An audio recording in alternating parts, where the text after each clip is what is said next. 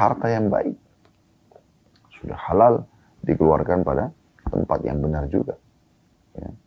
Kata Nabi SAW, ni'ma malus salih biyadi abdus salih. Ya. Artinya, nikmat yang sangat besar ya, pada harta itu kalau dia sudah saleh, benar, halal, dan juga di tangan hamba yang saleh. Karena dia akan gunakan untuk kebaikan-kebaikan. Kalau kita ikuti dengan ketakwaan, sumbernya halal, dikeluarkan juga pada tempat yang benar. Gitu kan. Dan kita selalu berpegang teguh pada kalimat la ilaha illallah, tidak berbuat kesyirikan kepada Allah dengan harta tersebut, maka kita akan diberikan kebahagiaan oleh Allah SWT. Kebahagiaan sini, kebahagiaan dunia, dan kebahagiaan akhirat. Allahu Rabbi wal Islam dini wa Muhammadan Rasulullah. Assalamualaikum warahmatullahi wabarakatuh. Alhamdulillah wassalatu wassalamu ala Rasulillah. Segala puji dan puja kehadirat Allah Subhanahu wa taala, juga salawat dan taslim kepada Nabi besar Muhammad sallallahu alaihi wa ala alihi wa sahbihi wasallam. Dan kita akan memulainya di bab ke-64. Bab tentang keutamaan orang kaya yang bersyukur, yakni orang yang memperoleh harta secara halal dan membelanjakannya dalam hal-hal yang diperintahkan. Bab ini bab yang mulia teman-teman sekalian. Bab yang harus difahami oleh setiap orang muslim. Yaitu Islam menyuruh Anda menjadi orang yang produktif, kreatif. Ya. Islam memerintahkan kita agar selalu mengejar prestasi terbaik. Baik itu dalam urusan dunia maupun juga urusan akhirat. Kita disuruh bersaing dalam hal-hal positif. Ya. Tanpa ada diikuti dengan iri dan dengki, menjatuhkan orang lain, manipulasi data. Umumnya semua karena prestasi. Ya. Saya dan Anda bisa mengejar titel akademik tertinggi. Ya. Saya dan Anda punya hak untuk bersaing, untuk memiliki harta terbanyak selama halal. Dan tentu bila diikuti dengan keimanan, kita akan sibuk mengeluarkannya di jalan Allah sebagaimana akan kita jelaskan nanti dalam beberapa hadis dalam bab ini. Saya dan Anda juga dibolehkan untuk menjaga fisik, penampilan, menjaga nama baik, ya. Memiliki yang terbaik dari apapun yang Allah SWT berikan sebagai fasilitas di muka bumi ini seperti makanan, minuman, pakaian, transportasi, tempat tinggal, semuanya boleh. Ya, tidak ada larangan dalam Islam. Bahkan Islam tidak pernah membatasi harta itu hanya sebatas ini dan itu. Ya, beberapa orang sahabat Nabi Ridwanullah alaihim meninggal dalam kondisi harta mereka sangat melimpah, mereka tinggal untuk ahli waris mereka. Tentu ini bukan berarti menyalahkan orang-orang yang miskin, tidak. Ada orang mungkin memang Allah Subhanahu wa taala uji mereka dengan itu. Tetapi secara umum Allah Subhanahu wa taala menyuruh kita agar coba mengubah nasib kita. Kalau kita miskin hari ini, kita berharap selalu berdoa kepada Allah SWT sambil kita ikhtiar agar kedepannya kita menjadi orang kaya. Kalau hari ini kita sebagai orang yang mustahik, orang yang berhak untuk menerima zakat, kita usahakan dan berdoa sama Allah SWT untuk menjadi orang yang muzaki, mengeluarkan zakat. Kalau hari ini mungkin kita menggunakan transportasi misalnya, sepeda, kita berharap Allah SWT dan sambil berusaha, sambil berdoa kepada Allah agar satu waktu kita punya motor, lalu kemudian berkembang punya mobil, lalu berkembang menjadi orang yang memiliki fasilitas yang lebih baik dari rumah yang kontrakan misalnya, kos-kosan menjadi rumah yang dimiliki walaupun kecil, mungkin nanti tergantung kebutuhan kita ingin lebih besar, ya itu semua bisa, ya karena saya dan Anda punya waktu yang sama, kami atau kita semuanya bersama punya waktu 24 jam. Punya fasilitas yang sama, 2 mata, 2 telinga, 2 tangan, 2 kaki, semuanya sama, gitu kan.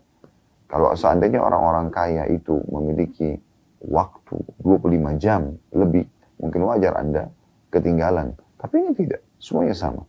Tinggal siapa yang ingin berusaha, siapa yang ingin memohon dan manja kepada Tuhannya. Nah, ini akan ada efek, gitu kan. Sebagaimana Allah SWT sebutkan di dalam Al-Quran, A'udzubillahi minasyaitonirrajim. Walladzina jahadu fina lanahdiyannahum subulana. Orang-orang yang berusaha menempuh jalan-jalan kami akan tunjukkan mereka ke jalan-jalan kami. Artinya Allah Subhanahu wa taala akan melihat bagaimana keinginan hamba tersebut, apa yang dia minta, apa yang dia harapkan, ya, apa yang dia usahakan, Allah Subhanahu wa taala akan berikan sesuai dengan hasil itu. Jadi kalau Anda mengatakan, ya sudah, saya cukup dengan kondisi seperti ini saja, memang saya dasarnya sudah miskin. Ya seakan-akan Anda tidak memohon kepada Allah Subhanahu wa Ta'ala. Ingat teman-teman sekalian, rukun Islam 5 yang sudah kita kenal sama-sama, syahadat, sholat 5 waktu, zakat, puasa Ramadan, dan juga haji. 5-5-nya wajib. Tapi ada 2 dari 5 rukun ini yang wajib bagi yang mampu. Anda sudah tahu tentunya. Zakat dan juga haji. Jangan Anda mengurung diri Anda di kata-kata ya, bagi yang mampu saja. Ya. Dan Anda lupakan zakatnya yang merupakan kewajiban, ya, dan juga haji yang merupakan kewajiban. Harusnya kalau Anda hari ini tidak mampu untuk mengeluarkan zakat karena Anda orang miskin misalnya, atau Anda belum mampu haji karena Anda tidak pernah biaya untuk pergi haji misalnya, maka Anda mohon kepada Allah Subhanahu wa Ta'ala agar Allah berikan kepada Anda harta tersebut, ya, agar Anda bisa mengeluarkan zakat sehingga Anda sebelum meninggal menyempurnakan rukun Islam Anda. Anda bisa haji sebelum Anda meninggal dunia. Dan itu bukan mustahil. Berapa banyak orang yang tadinya miskin, susah hidupnya, tapi karena mereka berdoa kepada Allah SWT, lalu mereka berusaha step by step, tahap demi tahap, mereka akhirnya menjadi orang-orang yang punya kemampuan. Ada banyak di antara orang yang sudah menceritakan langsung kepada kami, dan saya pun mengalami itu. Tidak ada di antara kita tiba-tiba semuanya dia bisa dapatkan, merupakan milik dia. Walaupun dia lahir di keluarga orang kaya, tetap saja itu milik orang tuanya. Tapi kapan dia berusaha dan dia berdoa kepada Allah SWT, Allah akan berikan pemberian untuk dia. Teman-teman sekalian, Imam Nawawi rahimahullah mengangkat dalil pertama berhubungan dengan bab ini, bab tentang keutamaan orang kaya, tapi ingat ada tambahnya yang bersyukur. Kalau orang kaya kufur nikmat, tidak bersyukur, maka ini tidak ada manfaat dari hartanya. Jadi yang bersyukur di sini, yaitu kata beliau, yakni orang-orang yang memperoleh harta secara halal. Itu syaratnya. Dan membelanjakannya dalam hal-hal yang diperintahkan. Jadi sumbernya halal dan juga dia mengeluarkan pada tempat yang diperintahkan. Dalil pertama adalah surah Al-Lail yang beliau angkat ayat 7 sampai ayat 5 sampai ayat 7, maaf. Ayat 5 sampai ayat 7. Bunyi a'udzubillahi minasyaitonirrajim. Fa amma man a'ta wattaqa wa saddaqa bil husna fasanuyassiru lil yusra. Maka barang siapa yang memberikan hartanya di jalan Allah dan bertakwa serta membenarkan kalimat yang terbaik atau la ilaha illallah, maka akan kami mudahkan baginya jalan menuju kebahagiaan. Potongan ayat di sini dikatakan maka barang siapa yang memberikan hartanya di jalan Allah. Ya. Jadi ada perintah di sini, siapa yang memberikan hartanya, siapa yang bersedekah. Bagaimana caranya bersedekah? Kalau orang itu tidak punya harta, ya, maka dia bisa bersedekah, dia bisa memberikan gitu kan. Jadi mohon kepada Allah SWT agar Anda, kalau hari ini Anda menerima, besok Anda akan memberi. Lalu dikatakan di sini barang siapa yang memberikan atau bersedekah hartanya di jalan Allah dan bertakwa. Maksudnya dia tahu ini adalah perintah Allah. Dia perhatikan sumber pendapatannya dan dia perhatikan juga tempat sasaran yang dia keluarkan. Semuanya tidak melanggar Allah Subhanahu wa Ta'ala, tidak melanggar hukum Allah Subhanahu wa Ta'ala. Dan membenarkan kalimat yang terbaik, maksudnya la ilaha illallah. Tidak bergantung kecuali kepada Allah, tidak syirik. Karena ada juga orang yang kaya, tapi mereka melalui kesyirikan. Pergi ke dukun, ya, jimat, sesajian, dan sesajen, memberikan sajian, ini semua tidak benar. Ini justru hartanya akan membawa pada musibah buat dia. Dia melakukan kesyirikan, dia akan kufur kepada Allah Subhanahu wa Ta'ala. Ini tidak boleh. Maka akan kami mudahkan baginya menuju kebahagiaan. Dia akan bahagia dengan hartanya itu. Karena dia menginfakkan harta tersebut. Ya. Saya sering berikan contoh agar ini menjadi motivasi dari sisi yang lain.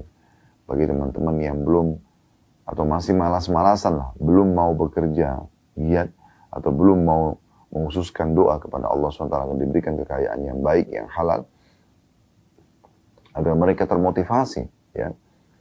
Kalau seandainya saya pergi ke masjid sholat, dan ikhlas tentunya karena Allah, saya akan dapat pahala sholat saya. Ya. Tapi Islam membolehkan kita untuk mendapatkan ekstra pahala. Bagaimana caranya?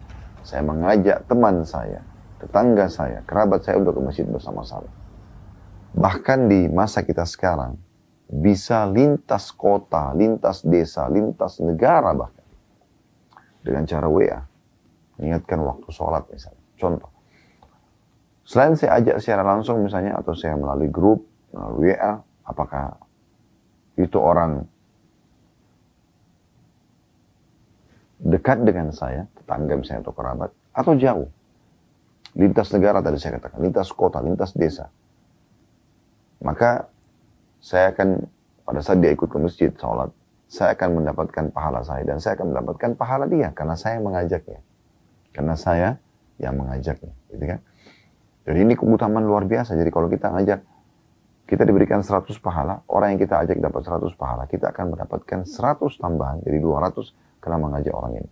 Kalau Anda ajak 10, Anda akan dapatkan pahala 10 orang. Anda dapat mengajak 100, Anda dapat 100 pahala. 1000 dapat 1000 pahala. Ya. Namun ada orang yang bisa panen pahala saya dan pahala orang yang saya ajak. Siapa mereka? Orang-orang yang membangun masjid tersebut dengan hartanya. Ya. Walaupun mereka sudah meninggal, tetap akan berjalan pahalanya. Nah itu faedah harta yang baik. Sudah halal dikeluarkan pada tempat yang benar juga. Ya. Kata Nabi SAW, ni'ma malus salih biyadi abdus salih. Ya.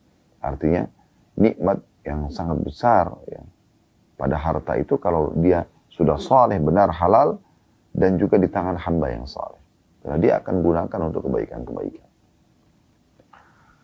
Baik, jadi ayat ini, Al-Lail ayat 57 sampai ayat 5 sampai 7 mengingatkan kepada kita tentang perintah untuk bersedekah. Tentu tidak mungkin kalau kecuali kita punya kemampuan, dan kalau kita ikuti dengan ketakwaan, sumbernya halal, dikeluarkan juga pada tempat yang benar, gitu kan. Dan kita selalu berpegang teguh pada kalimat la ilaha illallah, tidak berbuat kesyirikan kepada Allah dengan harta tersebut, maka kita akan diberikan kebahagiaan oleh Allah SWT. Kebahagiaan sini, kebahagiaan dunia, dan kebahagiaan akhirat. Kemudian firman Allah SWT yang lain, masih dalam surah Al-Lail, tapi ayat yang setelahnya 17 dan 21. Tadi kan ayat 5 sampai ayat 7. Ini ayat 21, ayat 17 sampai 21. Bunyinya, A'udzu billahi minasyaitonir rajim wa sayujannabuhal atqa alladhi yu'ti malahu yatazakka. Saya ulangi.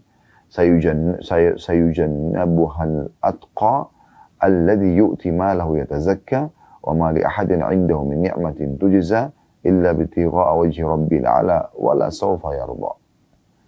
Dan akan dijadikan atau akan dijauhkan darinya neraka. Orang-orang yang bertakwa akan dijauhkan neraka dari orang-orang yang bertakwa. Yaitu mereka yang menginfakkan harta di jalan Allah untuk membersihkan diri-diri mereka. Padahal tidak ada seorang pun memberikan suatu nikmat kepadanya yang harus dibalasnya. Tetapi dia memberikan itu semata-mata karena mencari wajah Allah atau wajah Tuhannya yang maha tinggi. Dan niscaya kelak dia akan mendapat kesenangan yang sempurna. Di dalam firman Allah SWT ini kita bisa lihat bagaimana Allah Subhanahu Wa Taala memastikan, ya, kalau di ayat tadi sebelumnya akan diberikan kebahagiaan dunia akhirat kalau dengan berinfak, kalau di sini akan diselamatkan dari api neraka. Siapapun yang bertakwa, artinya patuh kepada Allah SWT. Namun tolok ukur dalam ayat ini, ketakwaan itu bisa dinilai dari orang-orang yang menginfakkan harta mereka di jalan Allah untuk membersihkan diri-diri mereka dari sifat pelit, ya. Dari ketamakan. Ya. Padahal mereka itu bukan membalas karena orang lain memberi, tapi karena ingin mencari wajah Allah. Jadi bukan berarti kita berinfak hanya karena orang itu kita merasa berjasa. Tidak. Orang yang mukmin yang benar, orang yang bertakwa adalah mengeluarkan kepada orang yang berbuat baik sama dia atau tidak. Dan dijanjikan sini juga akan diberikan kesenangan yang sempurna. Baik, kita dengar dalil selanjutnya surah Al-Baqarah ayat 271 yang bunyinya a'udzubillahi minasyaitonirrajim in tubdus shadaqati fa ni'mahi wa in tukhfuha wa tu'tuha al-fuqara fa huwa khairul lakum wa yukaffiru 'ankum min sayyi'atikum wallahu bima ta'maluna khabir. Jika kalian menampakkan sedekah-sedekah kalian, apa boleh buat di depan tempat umum orang lagi minta, kita beri langsung, gitu kan? Karena kalau kita tidak beri mungkin orangnya pergi. Ya. Kalian nampakkan ya, harta kalian atau sedekah kalian itu maka itu baik saja. Yang penting tidak riak, bukan karena ingin pamer, bukan karena dipuji orang. Tapi boleh buat di depan umum, ada orang yang minta. Kotak amal di masjid misalnya, demi orang melihatnya. Ya. Sekarang teman-teman pada haji dan umroh, kemudian mungkin ya ada orang jemaah haji yang lain melihat dia misalnya lagi bersedekah, maka itu baik saja kata Allah. Yang penting dia tidak riak, dia bisa kontrol hatinya gitu. Dan jika kalian menyembunyikannya dan kalian memberikannya kepada orang-orang fakir, maka itu lebih baik bagi kalian. Dan Allah akan menghapus sebagian kesalahan-kesalahan kalian karena berinfak tadi ya. Dan Allah maha teliti apa yang kalian kerjakan. Tentu Al-Baqarah ini teman-teman sekalian, ini kan ayat 271.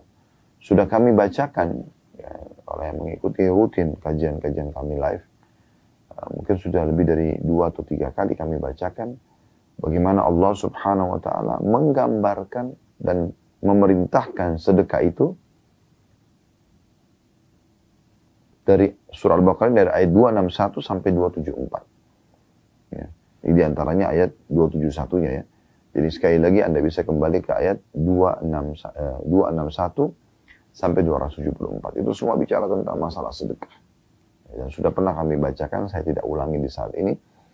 Namun Anda bisa kembali ke situ dan Anda bisa renungi, tadabburi ayat demi ayat. Bagaimana Allah subhanahu wa ta'ala memotivasi dan memerintahkan kita untuk bersedekah di situ. Dan juga selalu bersedekah dengan yang terbaik dan dilakukan karena Allah subhanahu wa ta'ala.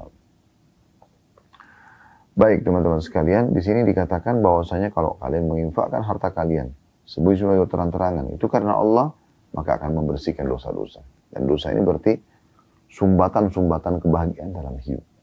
Ya. Sumbatan-sumbatan kebahagiaan dalam hidup kita. Jadi kalau kita berbuat maksiat kepada Allah SWT, sehingga ada dosa bisa menghambat ya, sebagian rezeki yang sudah Allah tentukan. Selanjutnya beliau mengangkat dalil surah Al-Imran ayat 92. Ya, yang bunyinya a'udzubillahi minasyaitonirrajim lan tanalu birra hatta tunfiqu mimma tuhibbun wa ma tunfiqu min syai'in fa innallaha bihi alim. Artinya kalian tidak akan memperoleh kebajikan sebelum kalian menginfakkan sebagian dari harta yang kalian cintai. Dan apapun yang kalian infakkan, maka tentang hal itu sesungguhnya Allah maha mengetahui. Ya. Jadi di sini ada lagi tambahan informasi tentang masalah infak ya. Selain infakkan, ikhlaskan, cari keridhaan Allah SWT, maka akan diberikan kebahagiaan, akan diberikan kesenangan, akan diselamatkan dari api neraka, ya, kemudian akan ya, dihapuskan dosa-dosa. Maka di sini ya terjemahannya surah Al-Imran ayat 92, kalian tidak akan memperoleh kebajikan sebelum kalian menginfakkan sebagian harta yang kalian cintai. Maksudnya kalian tidak akan merasakan kesempurnaan ya, kebahagiaan keimanan dan juga kesempurnaan dalam balasan nanti di akhirat kecuali kalian sudah pernah atau coba menginfakkan yang kalian cintai. Jadi bukan makanan sisa saja. Makanan sisa boleh kita sedekahin. Gitu kan. Tapi kalau kita sedekahkan makanan yang masih bagus, jauh lebih besar pahalanya. Gitu kan. Dan yang kita cintai. Kalau Anda kembali ke Al-Baqarah tadi yang saya bilang 261 sampai 274, di antara ayatnya itu ada yang berbicara masalah itu. Ya, bagaimana ditekankan oleh Allah Subhanahu wa taala, jangan pernah kalian berinfak yang kalau kalian sendiri diberikan jenis yang sama dari apa yang kalian infakkan itu, kalian tidak mau menerimanya kecuali dengan memincingkan mata. Ya. Kenapa? Karena memang kualitasnya kurang bagus atau sudah rusak makanan itu, ya, atau sudah sobek pakaian itu. Kenapa nggak berinfak dengan sesuatu yang baik? Ingat, bukan target kita yang menerima, tapi target kita adalah mencapai ridha Allah Subhanahu wa taala. Dan sudah berulang kali juga kami bacakan ya beberapa pendapat ulama tentang masalah infak ini yang luar biasa gitu ya. Yang luar biasa keutamaannya. Maka itu bisa menjadi tolok ukur orang ini baik atau tidak dari sifat kedermawan dan suka berinfak di jalan Allah Subhanahu wa taala. Masih ingat hadis Nabi SAW yang pernah menanyakan kepada orang-orang Ansar, ya, siapa pemimpin kalian setelah kepala sukunya wafat? Mereka mengatakan Fulan bin Fulan. Lalu kata Nabi SAW, bagaimana dia? Kata mereka, dia berwibawa, dia tampan, hanya saja dia bakhil, pelit, tidak mau bersedekah. Maka kata Nabi SAW, penyakit jiwa apa yang lebih buruk daripada bakhil itu. Baik, kita coba masuk kepada hadis Nabi SAW. Di sini ada 3 buah hadis teman-teman dalam bab ini. Kita langsung baca semuanya insya Allah. Ya, karena bab ini tidak panjang bahasannya. Hadis yang pertama, nomor 576 dari awal belajar, berbunyi dari Abdullah bin Mas'ud radhiyallahu anhu. Dia berkata, atau beliau berkata, Rasulullah SAW bersabda, la hasada illa fitnatain, rajulun atahu Allahu malan fasallatu ala halakati fil haqq.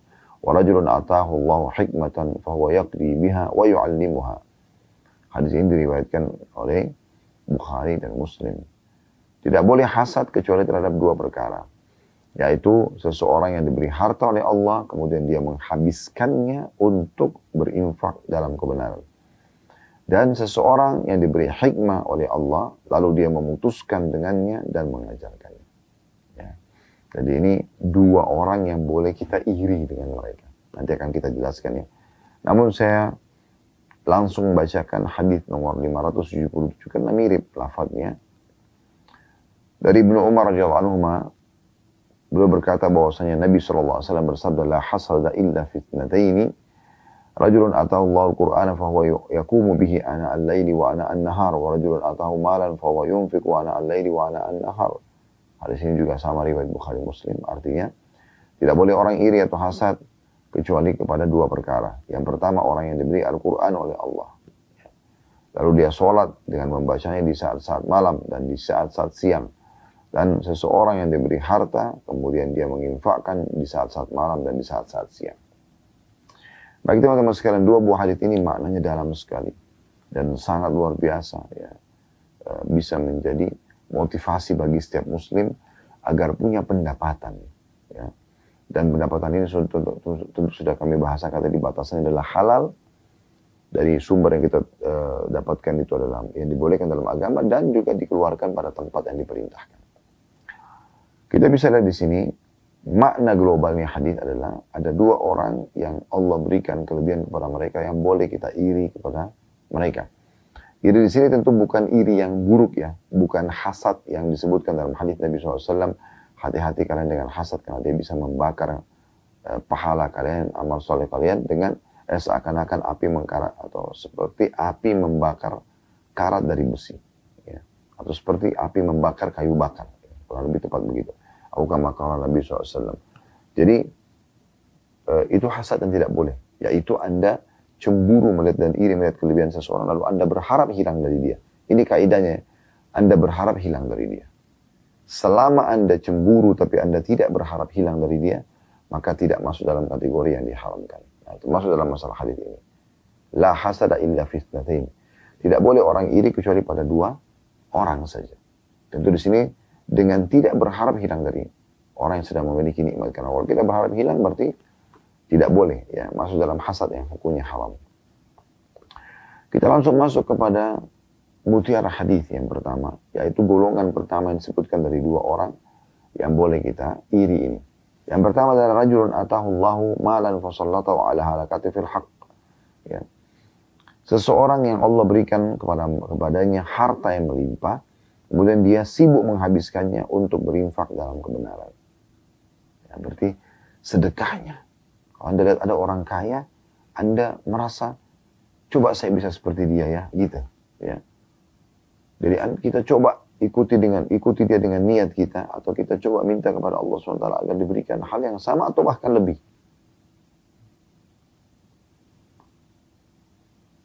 Agar kita bisa tentunya meraih tambahan ekstra pahala. Ya. Dari amal-amal soleh yang biasa kita kerjakan. Dengan harta kita bisa, ya, membeli tanda kutip sini surga. Kita berinfak di jalan Allah Subhanahu wa taala. Bukankah Utsman bin Affan radhiyallahu anhu menginfakkan hartanya sampai akhirnya, karena banyaknya diinfakkan, kata Nabi SAW, tidak ada lagi yang bisa menghalangi Utsman masuk ke dalam surga setelah apa yang dilakukan pada hari ini. Sibuk berinfak. Ya. Ini keutamaan yang luar biasa. Nanti juga akan Anda dengarkan hadis nomor 578 hadis terakhir dalam bab ini. Bagaimana Nabi Muhammad SAW diperintahkan oleh Allah SWT untuk memuji orang-orang yang punya kemampuan dan mereka habiskan harta di jalan Allah. Tapi ingat ya, sumber halal dan dikeluarkan pada tempat yang benar. Dari sini disebutkan, ya, Orang ini sibuk menghabiskan, ya, terus menginfakkan. Bukan sebagian kecil.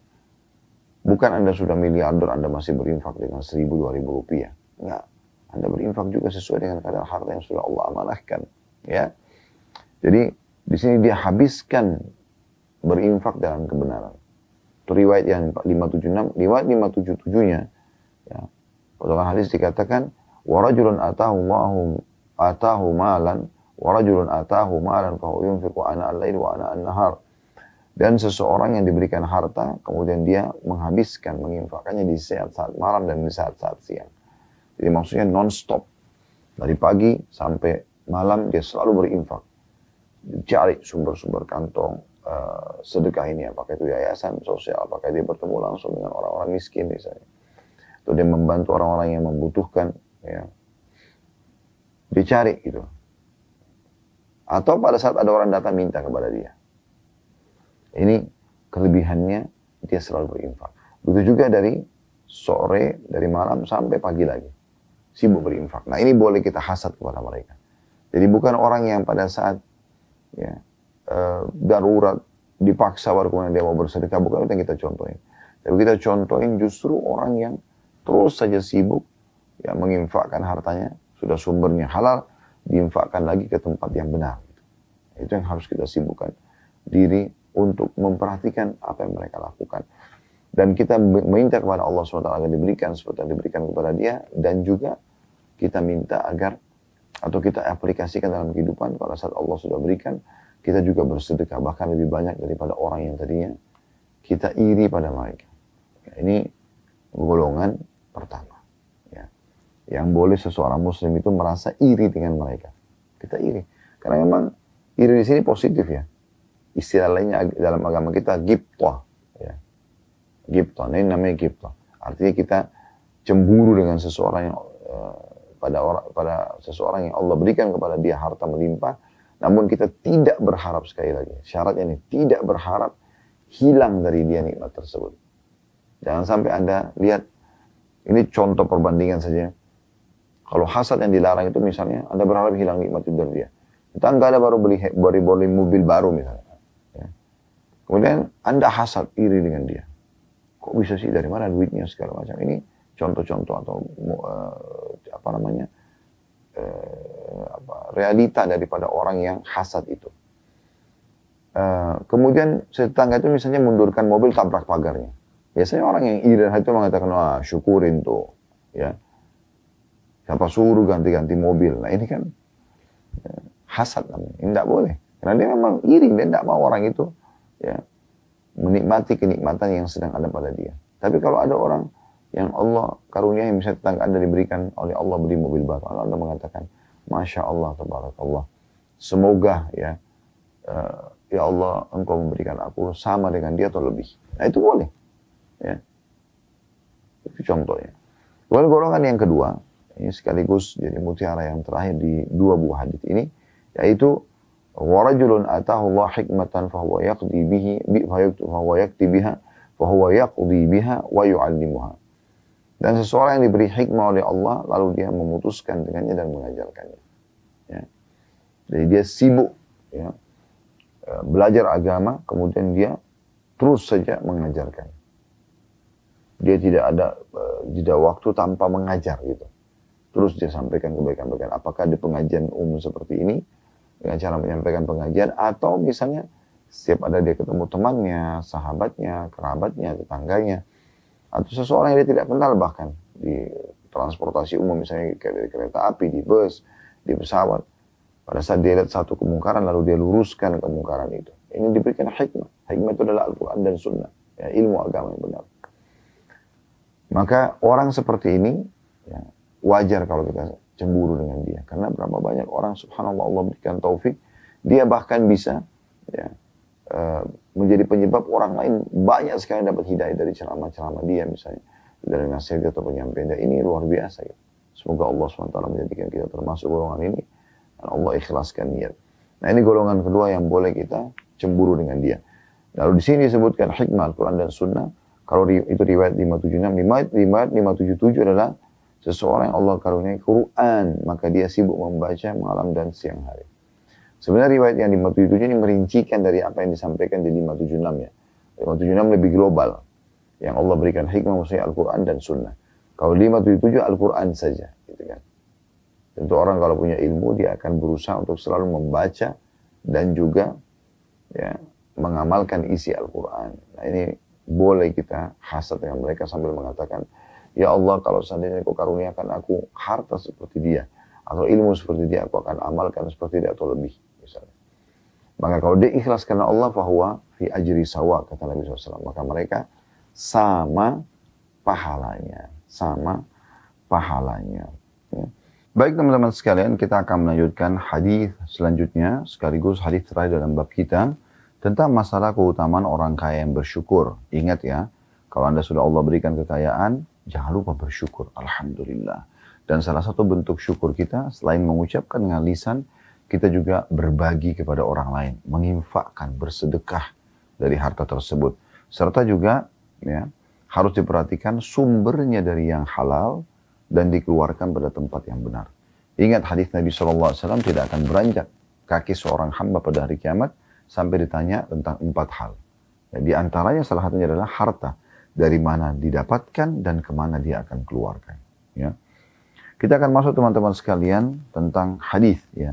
Itu dalam bab ini hadis nomor 578 tentang motivasi yang sangat luar biasa agar setiap muslim punya pendapatan.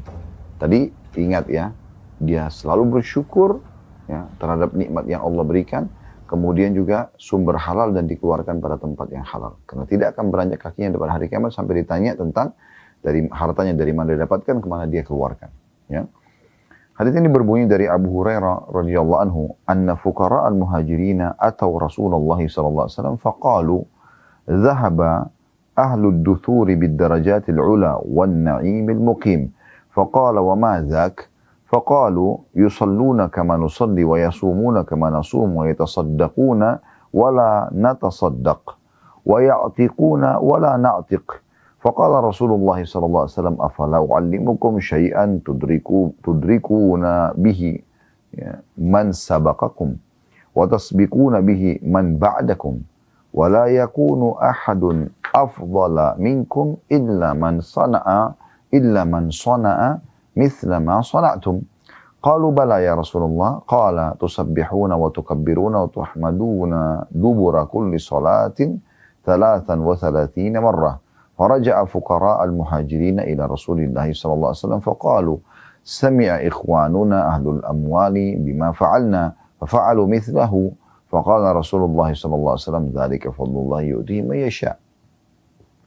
Hadis ini hadis sahih diriwayatkan oleh Imam Muslim.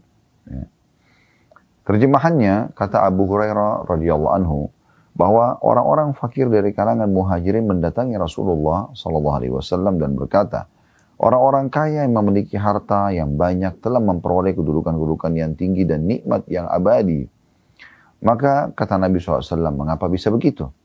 Mereka, orang-orang miskin mengatakan, karena orang-orang kaya itu sholat sebagaimana kami sholat. Mereka puasa sebagaimana kami puasa. Mereka bersedekah, tapi kami tidak bersedekah. Karena orang miskin tidak punya harta. Ya. Mereka memerdekakan budak, tetapi kami tidak. Maka Rasulullah SAW bersabda, maukah kalian aku ajari sesuatu yang dengannya kalian bisa mengejar orang-orang yang mendahului kalian dan mendahului orang-orang yang sesudah kalian. Dan tidak seorang pun yang lebih baik daripada kalian kecuali orang-orang yang melakukan seperti apa yang kalian lakukan. Maka para sahabat menjawab, ya Rasulullah. Pasti kami mau itu. Beliau SAW mengatakan, kalian membaca tasbih, ya, subhanallah, takbir, Allahu Akbar, dan tahmid, alhamdulillah, setiap selesai sholat sebanyak 33 kali. Kemudian orang-orang fakir dari kalangan muhajirin itu kembali lagi mendatangi Rasulullah SAW sambil mereka melapor mengatakan, saudara-saudara kami yang kaya mendengarkan apa yang telah kami lakukan. Lalu mereka melakukan hal yang sama.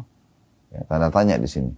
Maksudnya mereka seakan-akan minta, ya Rasulullah, pandu lagi kami amalan yang lain. Karena orang kaya kembali lagi mengerjakan apa yang sudah menjadi rahasia kami untuk mengejar pahala-pahala mereka. Maka Rasulullah SAW bersabda, itu adalah karunia Allah yang diberikan kepada siapa saja yang dia kehendaki. Ya. Dari sini kita ambil dulu makna globalnya.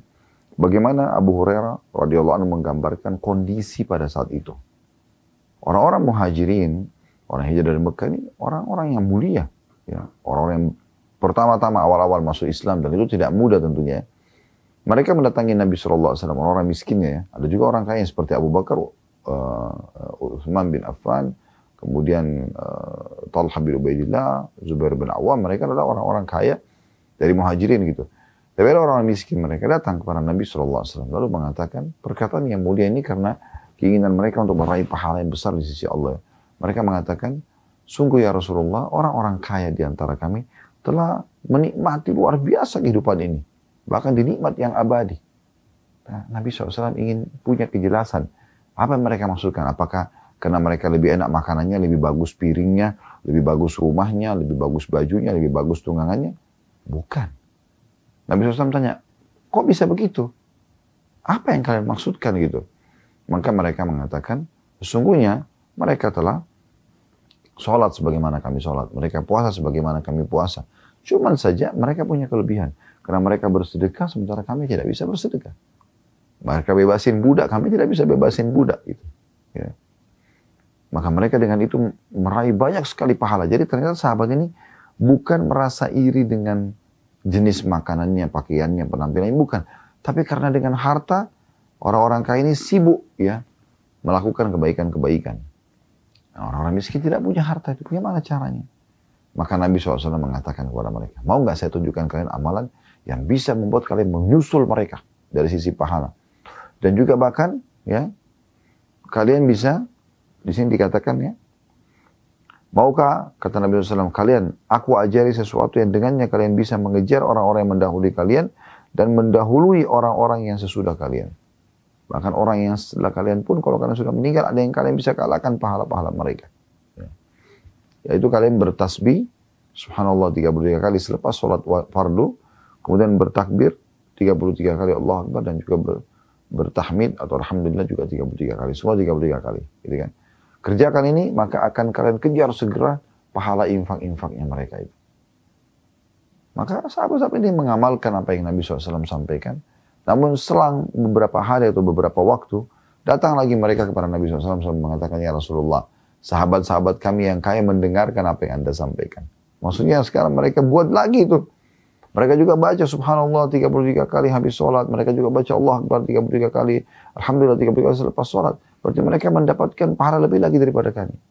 Seakan-akan mereka ingin mengatakan, ya Rasulullah, sampaikan kepada kami amalan apa yang kami kerjakan supaya bisa ya, menyamai mereka lagi. Nabi SAW cuma mengatakan, itulah karunia Allah yang Allah berikan kepada siapa yang dia kehendaki. Maksudnya, kalau ada orang kaya juga, terus sibuk juga ibadah, sibuk juga berzikir kepada Allah SWT seperti Nabi sholat, maka sudah tidak bisa lagi, mau diapakan lagi. Berarti taufik dari Allah SWT, itu Allah berikan kepada mereka karunia khusus gitu. Ya. Dari sini berarti ada juga kita ambil pelajaran bahwasanya orang-orang kaya itu banyak merupakan zikrullah. Ya. Ini poin penting yang nanti akan kita bahas insya Allah. Baik, dari hadis ini teman-teman sekalian kita akan ambil beberapa pelajaran penting. Yang pertama, kedudukan para sahabat Nabi Ridwanullah alaihim di mana mereka sangat cinta dengan pahala, amal saleh, sangat semangat untuk mengejar ridha Allah SWT, rahmat Allah, dan juga mengejar surga yang dijanjikan nanti di akhirat sana. Terbukti di sini orang-orang miskin ini datang. Padahal bisa saja mereka nggak usah datang kan. Karena mereka sudah tahu keadaannya, Allah tahu kok keadaan saya, nggak usah saya mengeluh. Tapi mereka penasaran ini, ya, karena mereka lihat depan mata orang-orang kaya berinfak atau bahkan memberikan kepada mereka makanan, pakaian, sebagaimana umumnya biasa orang kaya memberi kepada orang-orang miskin ya. Maka mereka ini orang-orang miskin sahabat, utamanya luar biasa.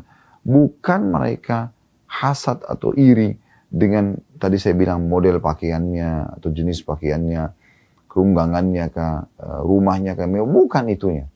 Ya. Mereka cuma cemburu, gimana ini orang-orang kaya bisa meraih surga dan tambahan pahala ya dari Allah SWT karena harta mereka, sementara kami nggak punya. Makanya dijelaskan oleh Nabi SAW tanya, apa yang kalian maksudkan? Ya, kok bisa begitu bahasan kalian? Maka mereka mengatakan, orang-orang kaya sholat seperti kami, puasa seperti kami, sama kan pahalanya. Sekarang tapi mereka punya kelebihan, mereka infakkan harta mereka. Ya. Mereka bebasin budak dengan harta mereka. Gitu. Jadi ini keutamaan mereka, sahabat ini. Hati mereka bergejolak, ya, bergelora dengan iman. Ya. Selalu ingin mendapatkan pahala ekstra. Selalu ingin mendapatkan pahala ekstra. Maka dengan ini mereka coba minta kepada Nabi SAW amalan apa kira-kira yang paling tepat untuk bisa menyaingi sedekah-sedekahnya orang-orang kaya itu. Jadi ini kedudukan sahabat. Kemudian yang kedua, adanya motivasi dalam Islam agar seseorang itu ya, memperbanyak zikrullah. Karena zikrullah itu ibadah yang luar biasa keutamaannya, besar sekali keutamaannya. Ya. Di antara keutamaannya adalah ternyata dia bisa menyaingi harta-harta yang melimpah yang diinfakkan di jalan Allah Subhanahu wa taala hanya dengan zikir. Dan ini zikir sangat mudah, apalagi di sini disebutkan jenisnya yang dikerjakan setelah sholat. 33 kali teman-teman sekalian. Itu mungkin cuma 1 menit. Subhanallah, subhanallah, subhanallah, subhanallah. Terus sampai 33 kali. Alhamdulillah 33 kali. Allah Akbar 33 kali. Ini semua ya sudah cukup mengejar ya pahala-pahala sedekah orang-orang kaya. Dan ini keutamaan zikir. Dan subhanallah satu-satunya teman-teman sekalian. Amal ibadah yang terus berjalan dan kita kerjakan di surga adalah zikrullah. Sholat sudah tidak ada lagi. Puasa nggak ada lagi. Jihad nggak ada lagi. Ya, berinfak nggak ada lagi, di surga nggak ada lagi. Tapi zikrullah tetap mereka akan lakukan. Dan juga dalam sebuah hadis yang harusnya jadi bahan renungan buat saya terutama, dan buat teman-teman secara umum ya. Hadis Nabi SAW, makna hadisnya kurang lebih ya, itu kalau orang mukmin akan merasa menyesal pun pada hari kiamat setelah masuk ke dalam surga, kenapa ada waktu-waktu mereka di dunia mereka tidak pakai berzikir? Ya, itu saking tingginya kedudukan zikir. Sampai mereka pun masuk surga tapi mereka ada menyesal. Kenapa? Kenapa ada detik-detik di dunia dulu yang mereka tidak pakai zikrullah. Ini amal yang luar biasa ini. Ya. Jadi habis sholat setelah salam jangan buru-buru. Zikrullah dulu. Kata Nabi SAW, siapa yang selepas sholat, ya, kemudian dia tidak bicara sama orang di sebelahnya, tidak batalin wudunya, juga tidak berdiri dari musolahnya, ya tidak berdiri dari musolahnya, ya, 3 hal ini tidak bicara sama orang di sebelah, ya, tidak batalin wudu dan tidak berdiri dari musolanya, maka malaikat di atas kepalanya akan mengatakan Allah maghfirlah warhamhu, ya Allah ampuni dia, Allah rahmati dia, sampai dia melanggar salah satu dari 3 hal ini. Ya, jadi ini kelebihan yang luar biasa yang harus diperhatikan dan jadikan sebagai target oleh setiap orang beriman. Ya. Jadi jangan sia-siakan, apalagi cuma ringan. Kata Nabi SAW, siapa yang baca ayat kursi selepas sholat 5 waktu, maka tidak ada yang menghalangi antara dia dengan surga kecuali kematian. Ya, tadi keutamaan membaca subhanallah, alhamdulillah, Allah Akbar masing-masing 33 kali. Dalam riwayat yang sampai membaca subhanallah selepas sholat, ya, 33 kali, alhamdulillah, 33 kali, Allah Akbar, 30 atau 30, 33 atau 34 kali. Lalu digenapkan 100 dengan la ilaha illallah wahdahu la syarikalah, lahul mulku wa lahul hamdu wa huwa ala kulli syai'in qadir, maka akan diampuni dosanya walaupun sebanyak buih di lautan. Ya. Ini keutamaan besar. Kenapa enggak zikrullah? Di pagi dan petang ada zikir yang Allah SWT perintahkan kita untuk membaca. Tidak asing lagi Anda tinggal ketik di Google zikir pagi petang. Ceramah-ceramah ustaz banyak ya. Tulisan-tulisan artikel dalam masalah ini banyak. Jadi kita jaga zikrullah. Dari bangun tidur ada zikir. Masuk mandi ada zikir. Ya. Mau makan ada zikir. Habis makan ada zikir. Pakai pakaian ada zikir. Buka pakaian ada zikir. Mau keluar rumah ada zikir ya. Masuk rumah juga ada zikir. Semua ada zikrullah. Ya. Jadi kita harus menjaga. Ini keutamaan yang kedua. Makanya solusi bagi orang-orang miskin pada saat itu, karena mereka tidak mungkin jadi kaya seketika, mereka zikir ini. Ya. Yang ketiga yang bisa diambil dari hadis ini adalah tentang masalah keutamaan orang-orang yang kaya dan menggabungkan tentu dari dia bersyukur, kemudian dari sumber halal dan juga dia keluarkan pada tempat yang benar, lalu dia juga menambahkan ekstra pahala mereka dengan ibadah-ibadah yang lain seperti zikir, seperti doa, ya. Karena ada juga orang yang sudah kaya tapi tidak mau lagi berzikir. Nggak mau lagi, atau jadi kendor. Dulu dia waktu miskin rajin sekali ibadah ke masjid ya, dan segala macam. Tapi setelah dia jadi kaya dia jadi malas. Ya. Nah ini rugi dia. Ya. Harusnya dia dalam kondisi nikmat berlimpah, justru dia makin banyak melakukan ibadah kepada Allah Subhanahu wa Ta'ala. Ini termasuk pelajaran. Ya. Yang terakhir, yang keempat pelajaran daripada hadis ini adalah tentang masalah karunia Allah Subhanahu wa Ta'ala. Karunia Allah Subhanahu wa Ta'ala. Jadi memang kita harus minta itu. Ya. Karunia Allah fadl namanya bahasa Arabnya fadlullah ya. Karunia Allah SWT, mohon ya Allah ya berikan aku karuniamu ya fadlmu gitu kan. Kita minta kepada Allah Subhanahu wa taala karena memang di sini dikatakan dzalika fadlullah yu'tihi man yasha. Ya kata Nabi SAW itulah karunia Allah Allah berikan kepada siapa yang dia inginkan. Jadi kita minta agar Allah selalu memberikan kita atau tidak ada peluang beramal soleh kecuali Allah berikan kita kesempatan untuk bisa mengerjakannya. Nah ini fadl namanya. Di antaranya Allah SWT amanahkan kepada kita harta yang bisa kita keluarkan di jalan Allah Subhanahu wa taala. Baik teman-teman sekalian, kurang lebih ini hadis-hadis yang ada dalam bab ini dan insya Allah kedepannya kita akan masuk bab ke-65 masalah bab mengingat mati dan juga membatasi angan-angan. Jadi setelah panjang lebar dibahas tentang masalah sedekah dengan beberapa bab sebelumnya, maka kita akan masuk ke bab mengingat mati pada pertemuan akan datang insya Allah dan juga membatasi angan-angan. Semoga Allah SWT menjadikan iman bermanfaat dan kalau ada benar pasti dari Allah. Kalau ada salah dari saya mohon dimaafkan. Subhanakallah wa bihamdika. Asyhadu an la ilaha illa anta astaghfiruka wa atubu ilaik. Wassalamualaikum warahmatullahi wabarakatuh.